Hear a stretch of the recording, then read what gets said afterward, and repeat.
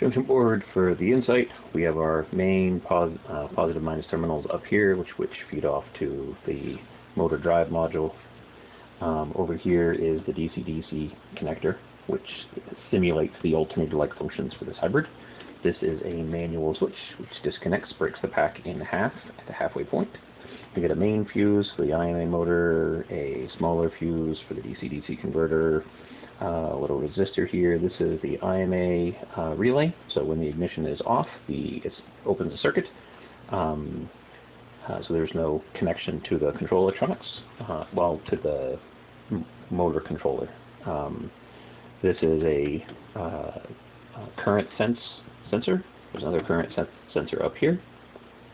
And then there's some connections.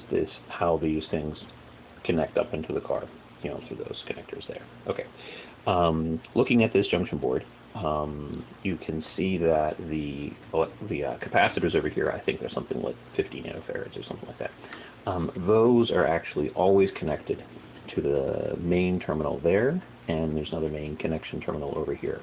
So even when this relay is open, like the ignition is off, the capacitors, that leakage, small discharge is always going across the whole pack. It's not much, you're talking like, milliamps or picoamps or something, but there is a small load there all the time. But it is also even across the whole pack. So from an amp point of view, your amp hours are even. It's not distribution. It's not creating an imbalance by itself.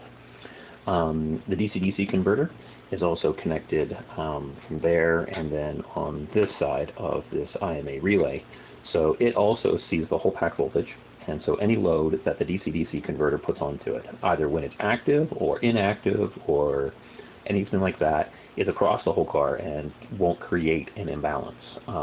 And I would imagine that when the car's off and this relay is open, that goes to zero or very close to zero for that one. The only other source that could be potentially pulling power from the battery pack, other than on here, would be the voltage sense terminals, which are connected in the car. So those have the potential to pull, say, one stick this way or one stick that way.